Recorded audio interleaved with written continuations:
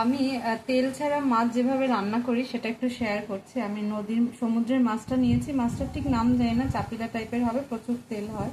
তো বাদাম বাটা আর হচ্ছে লঙ্কা বাটা দিলাম, আর একটু আদা বাটা দিয়ে দিলাম। এরপরে দেব নুন পরিমাণ মতো, দেব হলুদ।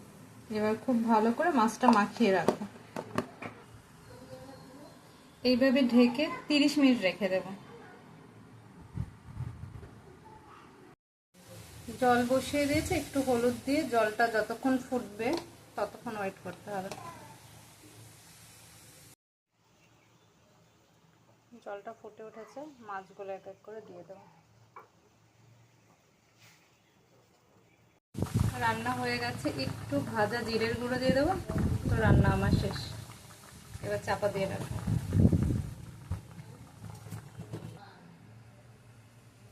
এই তো হয়ে গেল আমার তেল ছাড়া মাছ রান্না। সবাই হয়তো ভাবছেন এটা কি করে খাওয়া যায়, কিন্তু এটা যে এত টেস্টি হয় খেলে, যারা খায় তারা তো জানি, আর যারা না খায় তারা একবার আমাকে বিশ্বাস করে ট্রাই করে দেখতে পারে।